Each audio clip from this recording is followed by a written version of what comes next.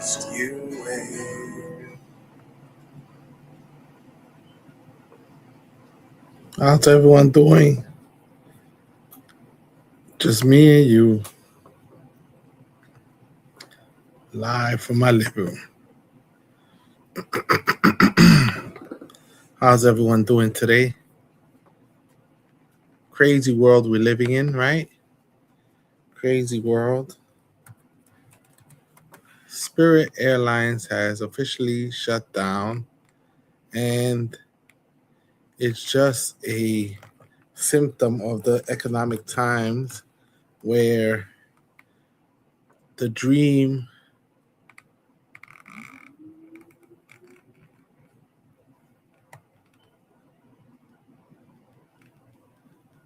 of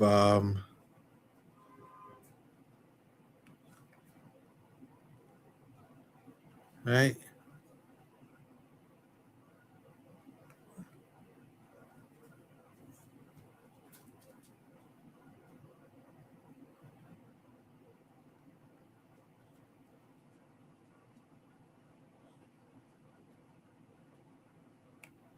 So the Spirit Airlines is saying that my name is Celso Garcia. How's everyone doing?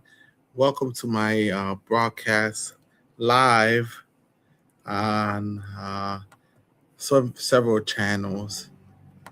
We are live on Facebook, YouTube, Twitch, X, Instagram, Substack, and TikTok. So the problem right now, what's happening with Spirit Airlines is concerning and very serious because they were trying to resolve the issues they were having, and many people have now lost their jobs. A lot of people have lost their jobs.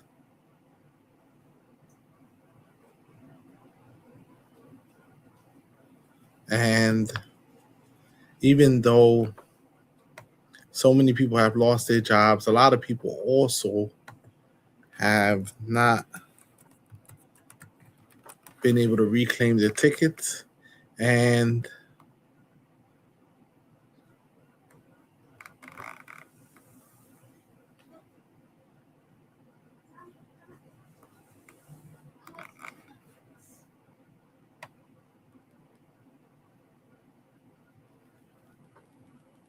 so what do you think?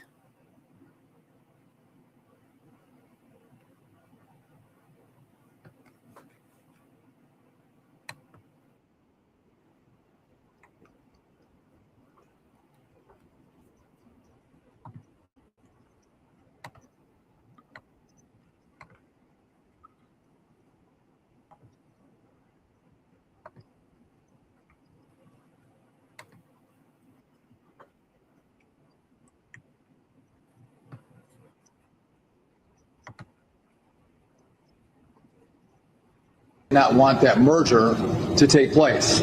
And at the time, the Biden and Buttigieg DOJ bragged and said Joe Biden and people. So classic move, blame Joe Biden for Spirit Airlines shutting down, for workers losing their jobs, for people being stranded, not having a way out. Always blame. Push comes to shove, blame Joe Biden, right? Ridiculous, right? So let me just say something. Donald Trump decided not to help Spirit Airlines. He let it fail.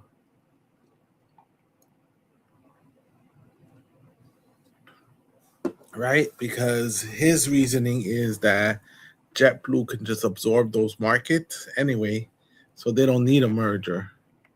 So if JetBlue can absorb the market, then it's a win for the company anyway. So, but now it's making him look bad.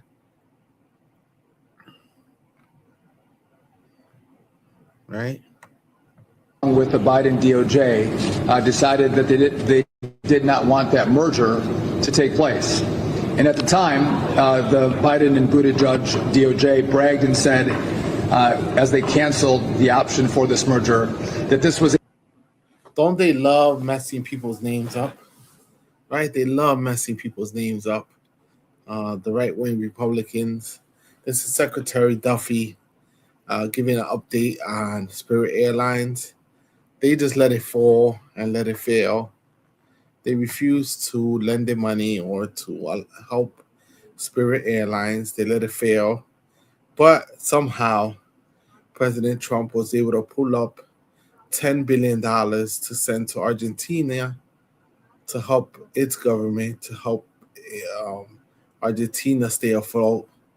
But when it comes to an American company, Donald Trump decided not to help the company at all, or the workers that are now going to be unemployed or unemployed already, and the flyers and the American people that are affected by these closures of these airlines. A victory for U.S. travelers who deserve lower prices and better choices. Now, many at the time said this was a disaster. This merger should have been allowed. And this today would indicate this is not better for travelers. This is not better for pricing. This is not better for competition. Actually, it's worse. We had an airline go down because the markets were trying to allow. So why didn't you stop it? You could have easily forced them to stay in business or provided funds to temporarily alleviate the airline's business or sign a deal, right? But you chose not to. And now you're just blaming Joe Biden and former Department of Transportation Secretary Pete Buttigieg, right? Two airlines to merge, make them stronger, and offer more competition for the American consumer. Also, Elizabeth Warren at the time cheered the blocking of the merger, saying that Biden, this was a Biden win for flyers. So again, I think it's important that we always look with a keen eye when airlines want to merge. We care about pricing for consumers. We care about competition. But if the markets are saying there needs to be a merger because there's health issues with one of the airlines or more than one airline, we have to take a look at it and make sure we make the right choices. And in this situation, history has judged the denial of the merger between JetBlue and Spirit through the Biden administration with, I think, a view that it was a massive mistake. So things are not looking good for Donald Trump. Mess after mess. As far as the economy, there's a mess after a mess after a mess. And it's not looking good for Donald Trump at all. As much as he says he reads the art of the deal, as much as he says that he is in control of everything of the economy, he's not in control of the economy. He's not in control of the economy, right? He's definitely not in control of the economy as much as he says, I'm in control of the economy. He's not, right? The mess he's making is a mess that we haven't seen in a long time as far as business-wise, right? And I don't understand. Jet fuel costs are really high, right? Jet fuel costs are so high that most people don't understand why these jet fuel prices are so high. And it's because of the war in Iran. We have the whole Strait of Hormuz closed.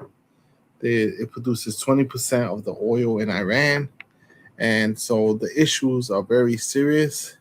As much as Trump makes you think that, don't worry, everything's okay, I don't think everything's okay. They're just downplaying the economy, and they understand that the economy is spiraling out of control. And so no matter how much they tell you everything's okay. Everything is, in my opinion, is not okay, right? Everything's not okay. As much as they want to act like the economy is the best, do me a favor, everyone. Hit the follow button, hit the like button, hit all the buttons necessary, hit the like button. Make this broadcast uh, become more popular, but only with your help, right? With your help, with your positivity, with your good vibes. It's going to help give me good vibes, right? I appreciate you all. Thank you so much for your energy. Thank you so much for your support from everywhere, wherever you are. And so, um, a matter of fact, Donald Trump is even saying that he's going to sue uh, Midas Touch news agency, the largest independent news agency, because they've been um, having bad coverage of him. And he doesn't think that anyone should cover him in a negative light or in a poor light. But the truth is that he's not inspiring people with all the drama that is happening, right? All the drama that's happening. He's not inspiring Americans to really believe that he could get us out of this mess. A lot of bad decisions, cabinet shakeups, but how much shakeups is he willing to do? Is he willing to replace everyone in his cabinet? I don't think so. He's just trying to pick and choose who he gets rid of. And so far, he's only gotten rid of the women, his cabinet, and he's not touching anyone else, right? So far,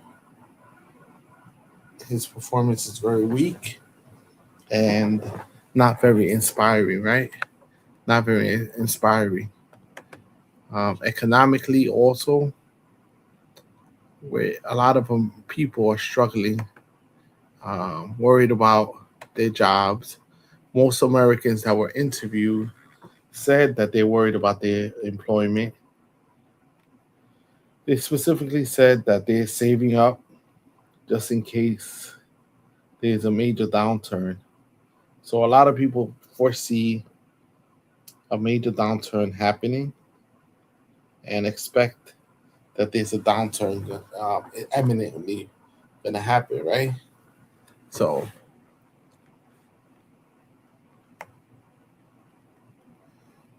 I mean, and it doesn't help that this is what Trump is doing instead of.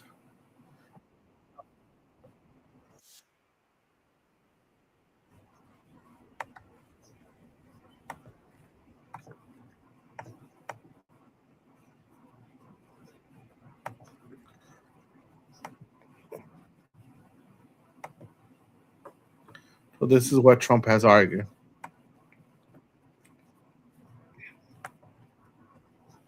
He says Election Day will be Christian Visibility Day. Trump has repeatedly compared his criminal trials to the crucifixion of Jesus, promoted videos calling his reelection, quote, the most important moment in human history, and that describe him as a divinely appointed ruler. A shepherd to mankind who won't ever leave nor forsake them. So God made Trump. He claims to be a holy warrior against an imaginary attack on Christianity. They want to tear down crosses, but no one will be touching the cross of Christ under the Trump administration. I swear to you. He's even selling his own version of the Bible. We must make America pray again. Trump is playing to a rising white Christian nationalist movement within the Republican Party. I say it proudly, we should be Christian nationalists. Christian nationalists believe that the law of the land is not the Constitution, but instead the law of God, as they interpret it. Trump supporters are increasingly overt in their calls to replace democracy with a MAGA theocracy. The church is supposed to direct the government, and I'm tired of this separation of church and state junk. We're meant to be a Christian nation. We should be a Christian nation. Welcome to the end of democracy. We're here to overthrow it completely. We didn't get all the way there on January 6th, but we will endeavor to get rid of it and replace it with this right here. That was a cross he was holding. The idea the will of voters is irrelevant because God has anointed Trump was a recurring message in the efforts to overturn the 2020 election. Because it is not Joe Biden that rules this country. Jesus Christ is the king of everything in this world. Christ is king! Christ is king! Christ is king! In previous videos, I've highlighted how MAGA Republicans have embraced core elements of fascism. The combination of fascism and Christian nationalism is called Christofascism, a term first used half a century ago by the theologian Dorothy Zola. Fascists rise to power by characterizing their opponents as subhuman. Christofascists take it a step further by casting opponents as not just subhuman, but actually demonic. People like Nancy Pelosi, she's a demon. Framing opponents as enemies of God makes violence against them not only seem justifiable, but divinely sanctioned and almost inevitable. We are going to put on the armor of God.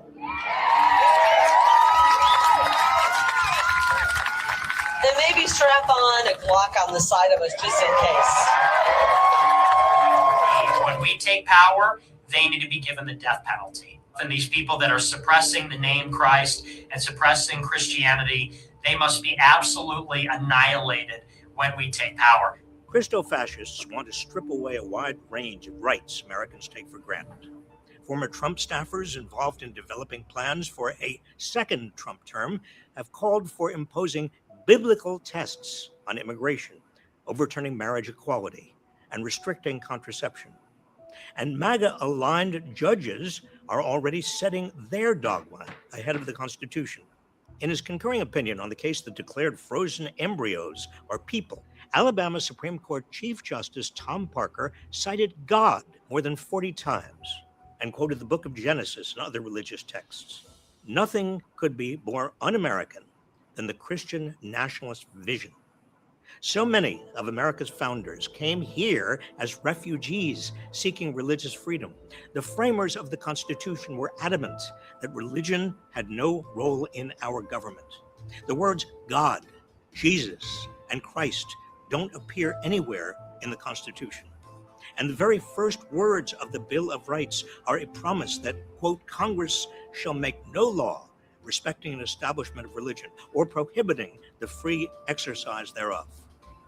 Christofascism, or any religion-based form of government, is a rejection of everything America has aspired to be, a secular, multiracial society whose inhabitants have come from everywhere, bound together by a faith in equal opportunity, democracy, and the rule of law. Beware. Beware, everyone. All right, beware of what's happening. All right, beware that people are being connived, people are being tricked into believing that they care about what happens to them when they've been talking more about the ballroom and about building those things that are better for themselves, right? They haven't been speaking about making it better for everyone. They've been speaking about how can they make it better for themselves, right? Obsessed with making life easier, life nicer for themselves, and pretty much make it harder for all of us to survive. And today, Do you understand how big this is? Um, China says it does not recognize U.S. sanctions on Iranian oil purchases and will not comply with them. So China pretty much is challenging Donald Trump openly by saying they will not be honoring any sanctions that Donald Trump makes, right? They're not going to honor any sanctions that Donald Trump puts on Iran, and that they're going to continue trading with Iran, even if, so they're testing Trump. In other words, normally when there's sanctions, any sanctions that are put on the country, and all countries have to respect it, because then the U.S. will not trade with you, or they will sanction your country's economy. So what basically Ping is saying is that he's not going to respect Donald Trump's opinion. He's going to keep trading with Iran, and he's daring Donald Trump to make him pay for it. So he's pushing his hand and saying, what are you going to do about it? Trump is supposed to go to China. Remember, he delayed his trip. And so now China's playing hardball with the United States, right? China's playing hardball with the United States. And so now Trump, the ball is in Donald Trump's court. What is Donald Trump going to do? How is he going to respond to China, the world's second largest economy, not willing to play games or play ball with the United States? They're going to keep trading oil with Iran and paying for their oil and trading with them and not going to pay any sanctions, right?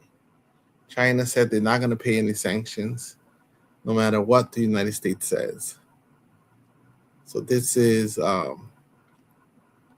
consequential, right? This is a consequential decision that Donald Trump is going to have to navigate in a it's going to be a problematic, right? Because he's meeting with the Chinese leader, Xi Jinping, and he's forcing his hand right before Trump gets there. I want to go, And oh, that's so good. I mean, you got the line out the door. What are you going to do? I'm only selling people stuff that I think is the best bet. And it's like, it's so crazy how obvious this is. People need to go to kpm.com/gold or call the toll-free number. So that's the issue, right? That's the issue. That what are they going to do?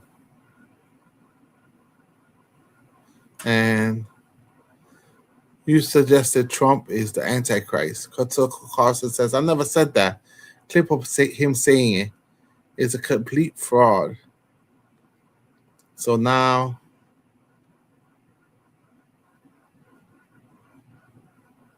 who's swearing in ceremony as president, you said, and I'm quoting, maybe he didn't put his hand on the Bible because he affirmatively rejects what's inside that book.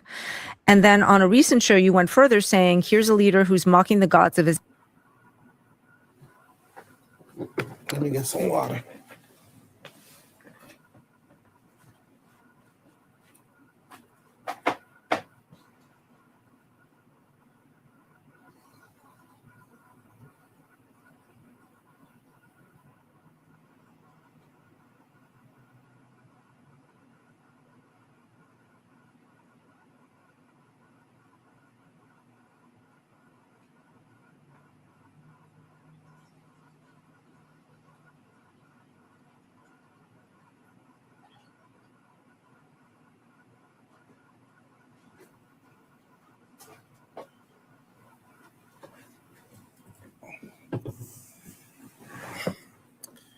So imagine.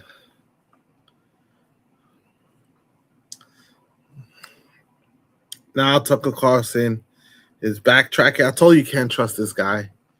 You can't trust Tucker Carlson, white nationalist. You know? You can't trust him. Now he's saying he never called Donald Trump the Antichrist. When you have tweets saying that Tucker Carlson called Donald Trump the Antichrist. Now he's backtracking. And he's saying, I never said that. Right? I never said that. What are you talking about?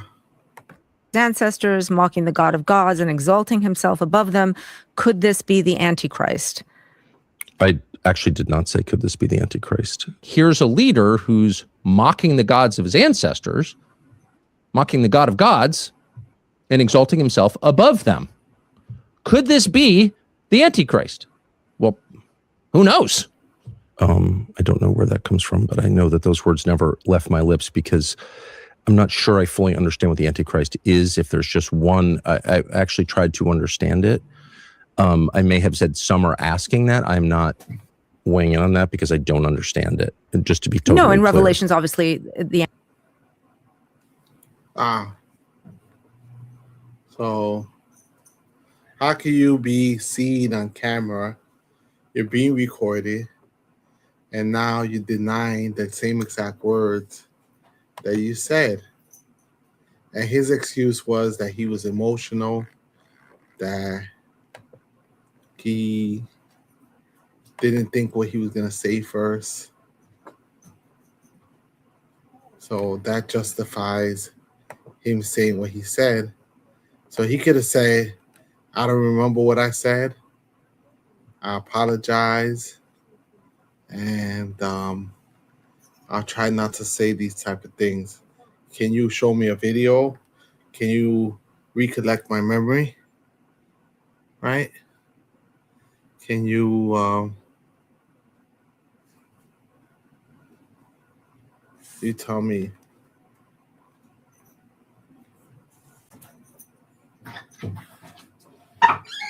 You tell me.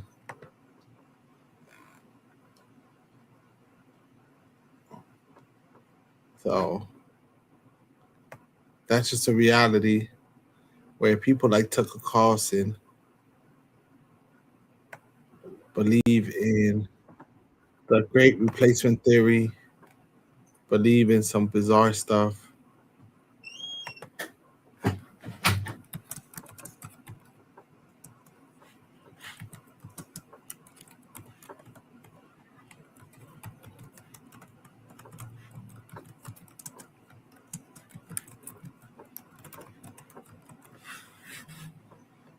Okay. I had a reply. Sorry.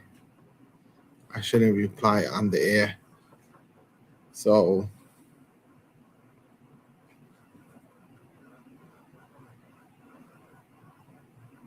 hit the like button, everyone. Hit the like button, hit the share button. Share the video, share the live. I appreciate you all for your time, for your dedication, for sharing, liking the live. This is always appreciated, right?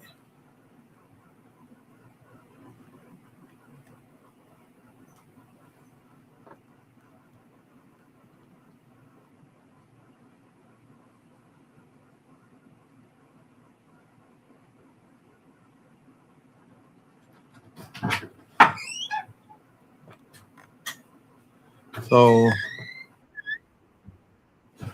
this is this was the problem, right?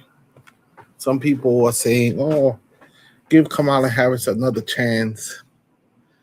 But some of the interviews I'm seeing of her that I never got to see before, some of the interviews are or were kind of bad, right? Watch, listen to this. This is in 2024. She had a chance to hone in from a show to a whole entire company. What is your your economic plan moving forward for people who are living paycheck to paycheck and struggling for groceries and rent and homeowners? So look, I grew up, so my sister and I were raised by our mother. We lived for a long time in an apartment on top of a child care center. That child care center was actually owned by a woman who lived 2 doors down from us, Mrs. Shelton, who was, by all of our accounts and feelings, our second mother. She helped raise us. And so she was a small business owner. So I'll start with the small business, and congratulations on what you guys have done. I, from a child, knew who our small business owners are, right? I mean, you're business leaders, but you're also civic leaders. You take seriously your voice and how you can mentor, how you can grow, right? Communities and the sense of communities. I love our small businesses. And so a lot of my work in terms of building and growing the economy has focused on small businesses. And my vision overall is we need to build an opportunity economy in which we increase opportunity for all, including small business owners. So a lot of my work, even in the Senate, was about increasing access to capital through our small businesses, and in particular through our community banks. So I've been responsible for billions of dollars more now going into our community banks, because they're in the community and then they know who's in the community and where the talent is and who's doing good in the community, what the community wants. And so part of my plan as president. And her issue is the presentation, right? She had a good attempt at speaking well and trying to explain it, but she gave convoluted answers, complicated answers, and most people get turned off by complexity. They just want simple point that they could just remember, simplistic communication. Just, I'm gonna bring groceries down. Everything's too high. I'm gonna bring your rent down. So she needed to throw in simple talking points that people could remember.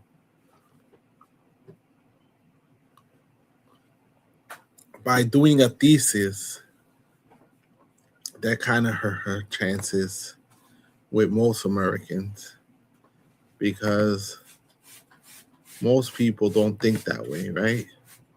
They just want to hear directly what the answer is, right? That's all they want to hear, right? That's all they want to hear. They want to hear a direct answer. And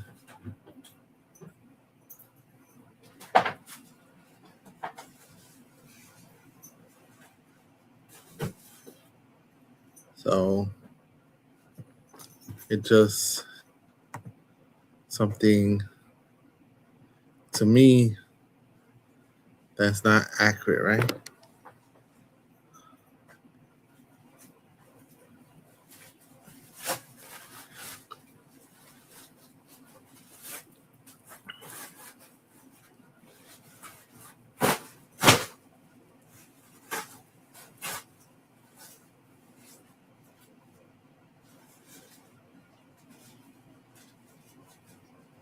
So let's see.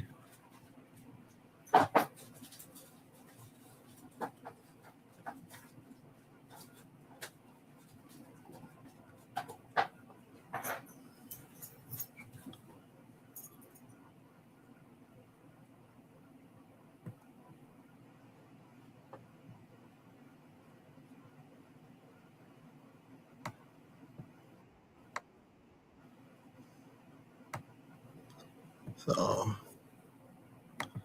this is from Drop Site News. Some more Tucker Carlson admitting that supposedly he has left friends, right? It's a question of orientation. Are you going to have a political party whose number one aim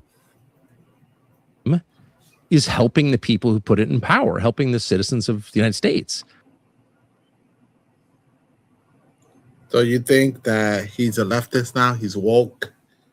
A man that believes in white And neither supremacy? party can say that, honestly, because neither party is very interested in its own citizens. The Democratic Party is much more interested in importing new non-citizens, making them citizens and making reliable voters out of them. And the Republican Party is much more interested in, I don't know, fighting wars for a foreign country. So whatever you think of those aims, neither one is focused on the needs of Americans.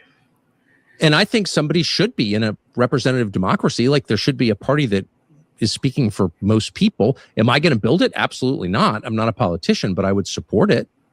As with whatever I had, I would support it. And who do you imagine being the head of that party? I have literally no idea. So could it be someone on the left? Well, it could be anybody.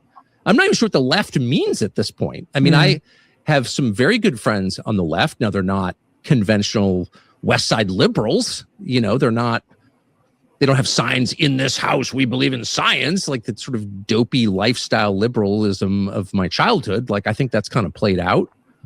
Like angry ladies telling you to put your mask on. Like, no one wants that. But I have some sincere left-wing friends who have a critique of economics and foreign policy that I agree with completely, or substantially agree with, for sure. One last question on this. Obviously, you're in Maine. Graham Plattner is a Democrat who is vying to be the Senate candidate. Is that someone whose ideas you are interested in at all? I mean, I certainly appreciate his foreign policy views, a lot. And I appreciate how different they are from everybody else's in his party. I haven't met him, and I plan to meet him. I don't know a lot about his other views.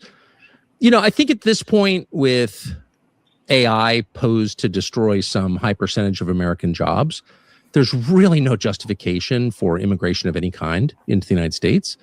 You can't say, well, we're going to, 30% of lawyers are going to be out of work, and this percentage of software coders or accountants or, any other sort of support a family type job. They're all going to evaporate because of this new technology. But we have a bunch of new H-1B people we'd like you to meet. That's just cruelty, both to, and most important, to American citizens, but also to the immigrant. Like, what are we doing?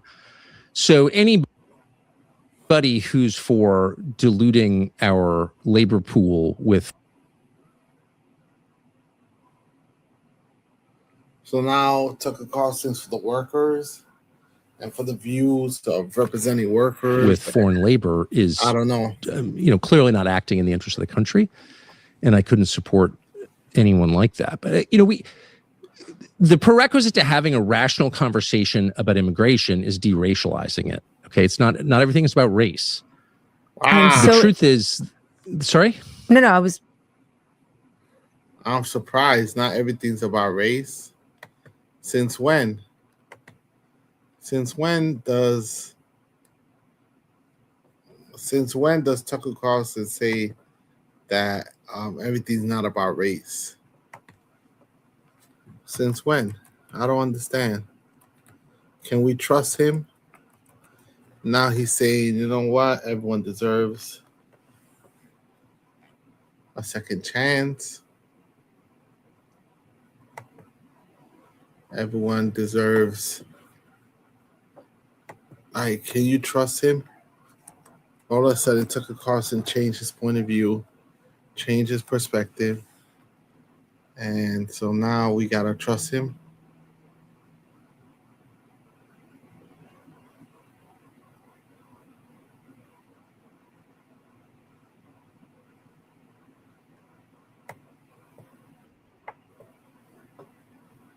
And let's see.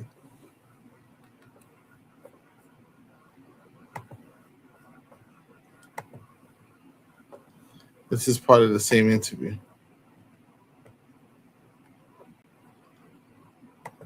Better. So that's where I think the radicalism is going to start. The murder of that healthcare executive in New York, the health insurer guy, I'm against all murder, just to be totally clear. But I was surprised but not really shocked by the reaction, the positive. Oh my God, he's literally saying, oh my God. Okay, it's fucking hard for me to not be a little disturbed by this, because he is saying literally every bar for bar verbatim the shit I've said. That's crazy.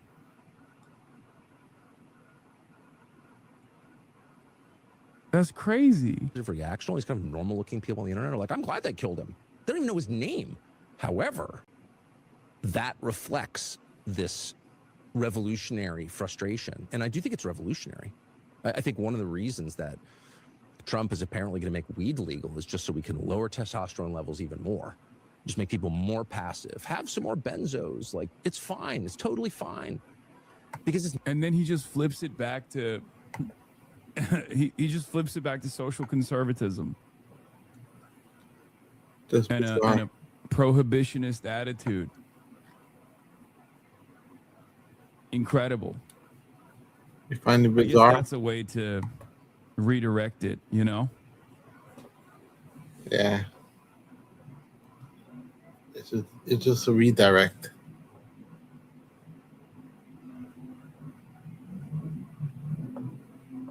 It's just a big redirect.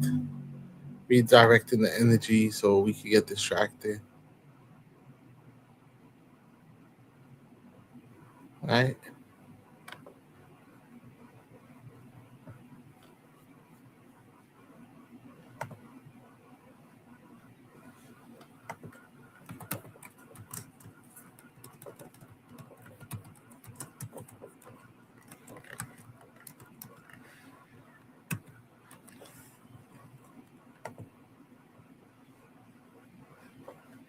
So, to me, it's bizarre, right?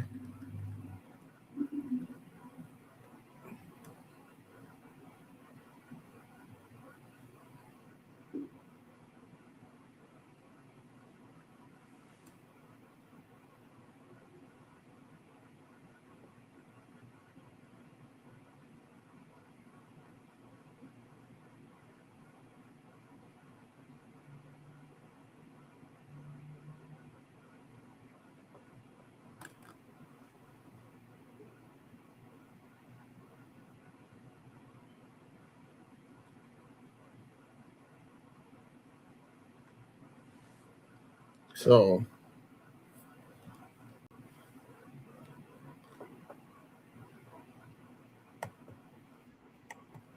this is what we're stuck with. The person that's making the decision for us. Have you seen them? Have you seen who's making the decisions for us? Fantastic job. But I just felt, and I put out yesterday a statement, I think anybody running for president or vice president should be forced to take a cognitive examination. Cognitive. Right? You have to take a cognitive I mean, you get a test. guy, he gets in, he's got a good line of crap, he gets in, and all of a sudden you're stuck with a man who's a moron. This is Oh, not man. good. This is not good. We Is went he through making 4 fun of years himself? It's not a good situation. Fantastic job. Is he making fun of himself? I just felt, and I put out yesterday a statement, I think anybody running for president or vice president should be forced to take a cognitive examination. Right? Bizarre, right? I mean, you get a guy, He's he gets calling in, he's got himself a good out. line of crap, he gets in, and all of a sudden you're stuck with a man who's a moron. This is not good. This is not good. Good line of We crap. went through 4 years of it. It's not a good situation. Wow. Fantastic job. Is he insulting himself? I just felt, and I put out yesterday a statement, I think anybody running... I feel like he just insulting himself. Shading himself without knowing. Right? Shading himself big time. How can you throw shade at yourself and not even know you're throwing shade? A little embarrassing. A little bit embarrassing, right? Donald Trump could be embarrassing. That's just the truth. So, Spirit's out. It's gone. Another thing that was gotten rid of this week is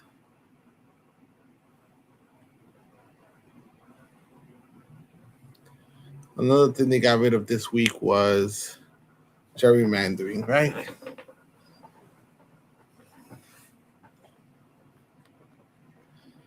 they got rid of gerrymandering. So gerrymandering is the process of making decisions on how to draw maps so it can be more favorable to your side, right?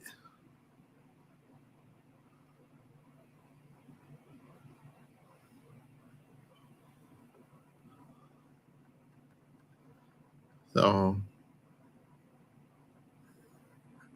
he's supporting Plattner. Who's supporting Plattner?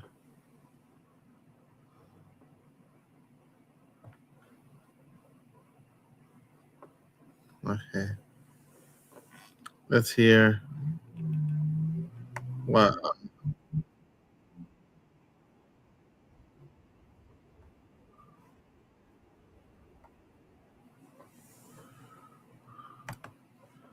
See, he's saying the opposite of what they claim that he says. Let's watch.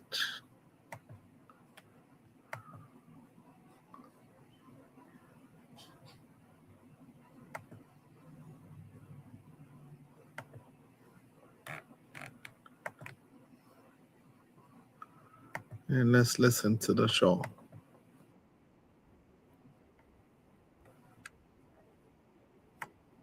Even white supremacist attitudes that they might have had, like the residual white supremacist blind spots that they have that end up rearing their head in their decision making, because America is in its foundation a white supremacist country. This is very frustrating for Republicans to hear. This is even frustrating for liberals to hear sometimes, but it's just the truth, right? And so my assessment always is, yeah, there's going to be some things that people say that are going to be objectively heinous, some implicit biases that they have. But I don't treat people that have those implicit biases as like permanent villains. I try to talk to them coming from a place of understanding and try to identify exactly how they arrived at that conclusion and then change their mindset and to hopefully help heal in that process and to ensure that they don't fall into those same traps again. Yeah, pretty much. But Tucker Carlson, I don't think you could trust him too much. He'll turn on you so fast. Right? He'll turn on you so fast. And that's the worry. That you can't trust him or his word or his actions.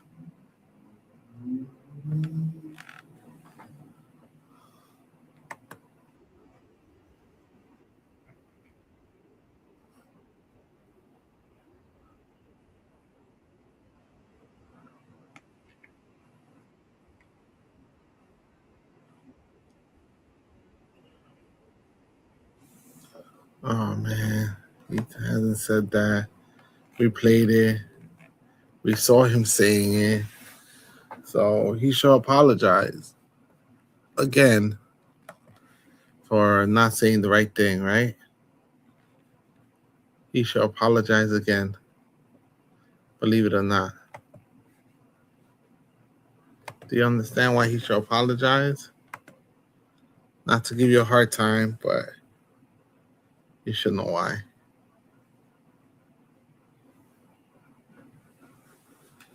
And so that's going to be the viral clip of Tucker Carlson being interviewed and not being able to answer all the questions. Right? In Queens, that's the protest.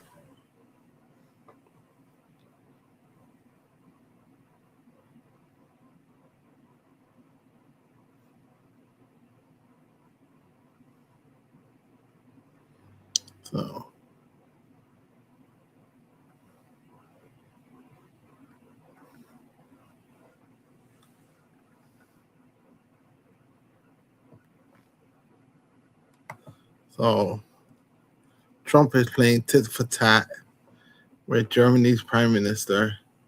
She criticized him. Remember, she attacked him, and now she got him a little bit upset. So this was his response. to her point of view. Let me play.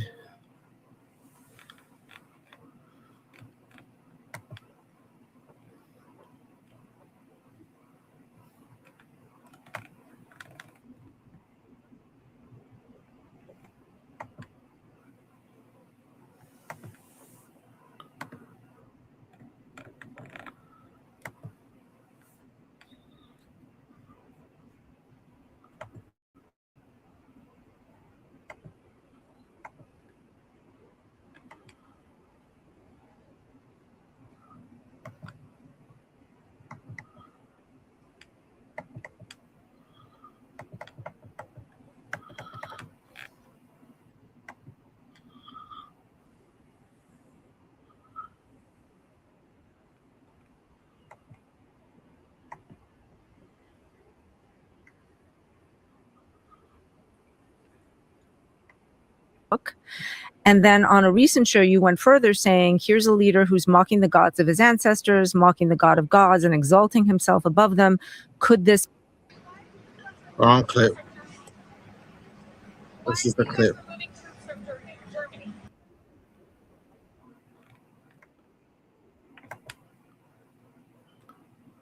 So listen to what he has to say. Right? Wait till what you see. All right.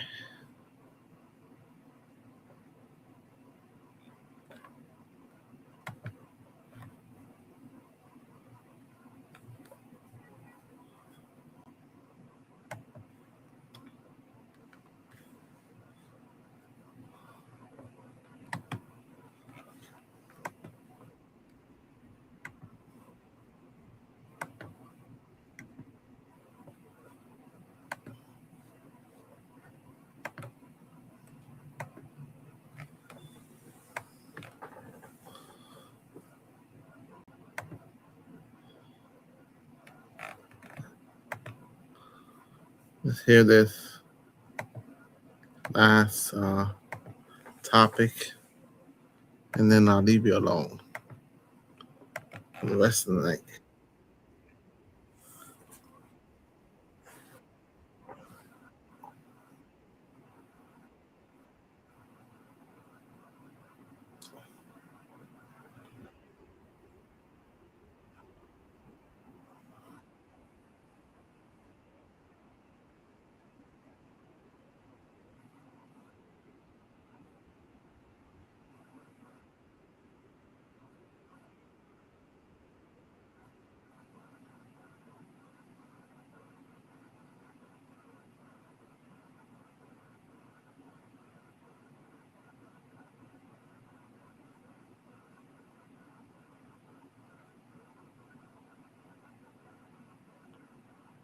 Yep, we got back. All right. So let's listen to one more video before I call it a night. Right? This is Donald Trump making a fool out of himself, trying to be his own expert, contradicting himself. Right? Contradicting himself.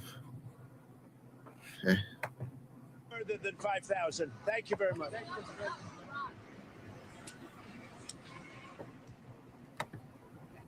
A lot of oil. A lot of oil. That's it. A lot of oil. Why is the U.S. removing troops from Germany? We're going to cut way down, and we're cutting a lot further than 5,000. Thank you very much. Wow. A lot of oil. A lot of oil.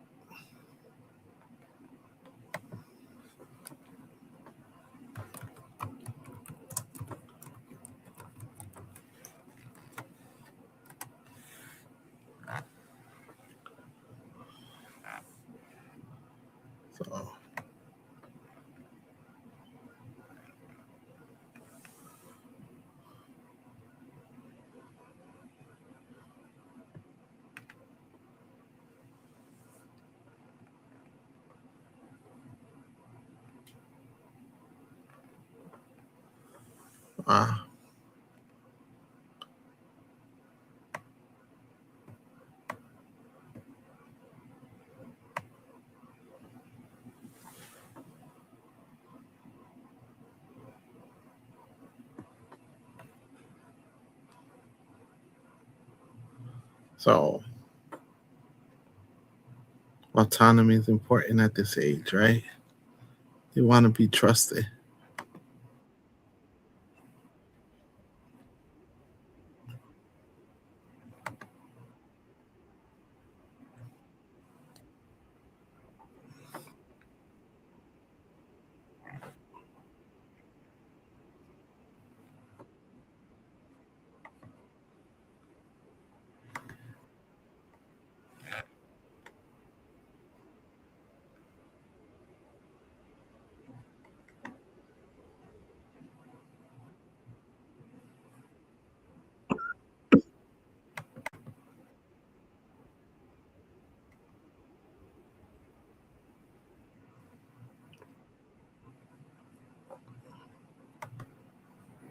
So this is the person everyone listens to as far as economics is concerned. Right? So without further ado, let's watch this last clip. Hope they're doing the right thing. I always ask the same thing. Are they doing the right thing?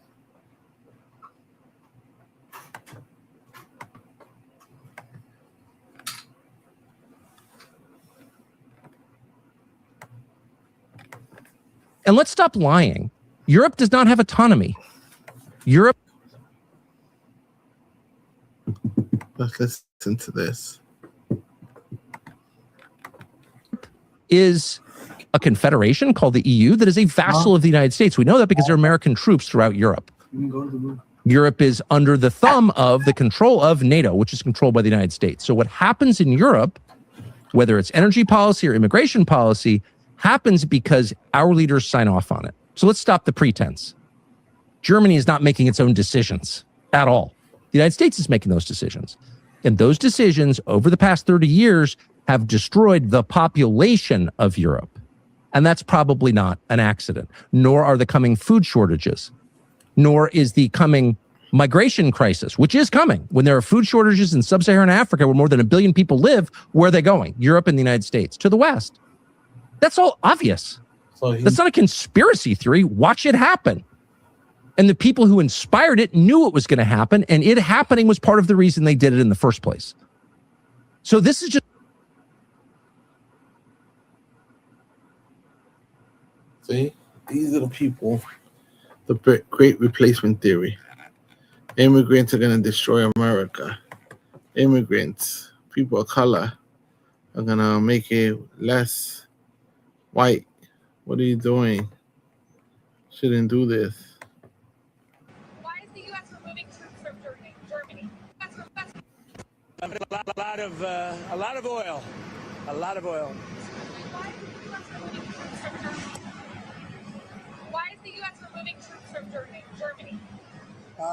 We're going to cut way down, and we're cutting a lot further than 5,000. Thank you very much. I'll cut way down. A lot of oil.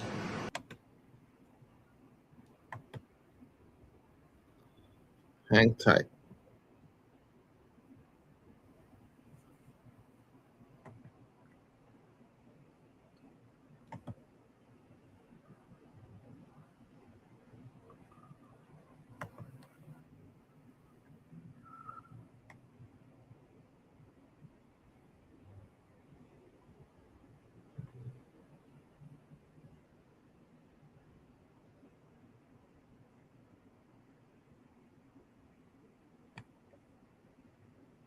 All right, let's see.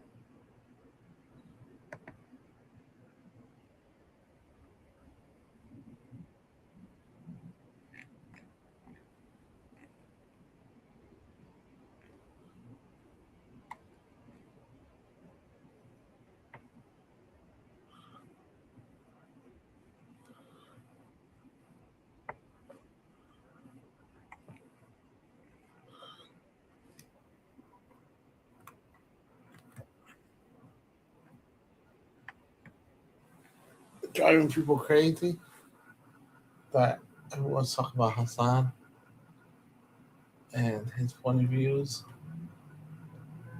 Oh wow. It's crazy. Should be a project even. Let's listen to what he has to say. What do we want to talk about today other than Trump? Or is it all Trump? Well, it's all Trump. But if we had a ballroom, I feel like everything would be strictly hunky-dory. Strictly hunky-dory. Oh. And by the way, we have Ben McKenzie joining us today, actor and anti-crypto crusader. Anti-crypto crusader. And he'll be joining us, so that'll be nice. But let's talk about this hellish week. Ugh. So since 1 week, so we do this, we meet for coffee once a week. The amount of things that happen in a 7-day period compared now to when we used to do this 3 years ago. Flood the zone. This is really what Trump wants to do. Put so much stuff out there, so many headlines, so much crap that people can't even absorb the news. And so much nastiness. news of the then day. everyone reacts to the nastiness. And he loves that. Cruelty. So there was the assassination attempt at the White House Correspondents' Dinner. I remember, it seems like a month ago. Seems like a long time ago. And everyone was okay. And all the right-wing pundits in unison at the same time started replying. I mean, if we had a ballroom, this means we need a ballroom. We need a ballroom. I'm so curious about this ballroom business because every time Trump is asked by reporters or feels squeezed about the war in Iran and gas prices, oil prices soaring, you want a ballroom? And I mean, anything that is, he shifts to the ballroom. It's his place of, I don't know why, he feels like, well, if you guys don't want the ballroom, where he can talk about it, it gets him excited. I mean, he is stark raving mad, for one thing. Really is. But this ballroom is something that he's obsessing about, and he uses to get really Trump is going to build change attention from everything that he is feeling, all the things that are going wrong, which is just about everything. Really, it is everything. But there's a coordinated chain where someone says, ballroom, and then everyone goes out, and then he is happy with the deflection of whatever it is talking about the ballroom. And the ballroom itself is now becoming a Republican conservative MAGA talking point and an obsession, because if he's obsessed by it, of course the entire MAGA becomes obsessed by it. It's a ballroom. But it's also gigantic. It's so disproportionate. It's so disgusting. And it desecrates, the White House. And the billionaires who are pouring money into it. And it's going to be like, it's a Louis the 14th 14th, just a court. It's like that if and when it's built, it's going to be used for paying off billionaires, having state dinners with billionaires. Do you think he said to King Charles, who was there visiting this week? You think he said, I'm sorry, my ballroom, you are going to die for this ballroom? I'm a little bit embarrassed by these. Let me just show you. Let me show you the renderings. I'm sure he did. I bet he did. Yeah, I mean he wants the White House to be a palace. He wants to obviously be a king. He wants a triumphal arch. But then he says, I'm not a king. I mean, I'm not a king. If I were a king, I wouldn't be doing this 60 minutes interview with you, lady. I mean, but seriously, what is the triumphal arch? What is the triumph? What is the triumph? Narcissistic, his existence, his narcissistic taking up space. The more space he can take up and the more gilded. But his narcissism he wants more power, more ego. That's what he wants. But what are we going to do about it? All right, so everyone on YouTube, Facebook, Twitch, X, Substack, and Instagram. Enjoy your night. Gerrymandering is back. We're allowed to gerrymander now. We're allowed to pick apart districts and put them back together while following the law. And there's so much that could be happening, right? Period, right? So much that could be happening. And instead of blocking the Supreme Court trying to pass a law, now it's a power grab, right? They have a big power grab. And they're trying to so out of control that, you know, his thin skin, anger, his paranoia, it is all now reaching this kind of crescendo. How can he keep it up? He's going after his enemies. He's demanding that the Justice Department go after his enemies. He, you know, if Jimmy Kimmel says something that's a little bit off key, then ABC is being, you know, its license is being challenged by, you know, his goon, Trump's goon at the Federal Communications Commission. I mean, it's a wild, nuts atmosphere. I know, and it's also what happened with the Roberts Court is how I'll frame it this week. Yeah. Well, I think we should talk and make a special point about, you know, what happens with this Roberts Court. You know, I testified against John Roberts. Exactly. I know it. When he was up to be the Chief Justice. Right. And so they're contradicting their own rules by making these type of maps that have been long-standing U.S. Supreme Court decision, but the times have changed, right? Times have changed. That's all I could say. I thought things were getting worse, but things will get better if your brother follows the directions, right? So Robert Reich behaved good, and everyone else behaved good. Hopefully, the Democrats are smart enough to take over those seats that are going to be left vacant. Thank you for your night. Have a good night. Take care of yourself. Short and sweet. That's the point. Have a good night, everyone.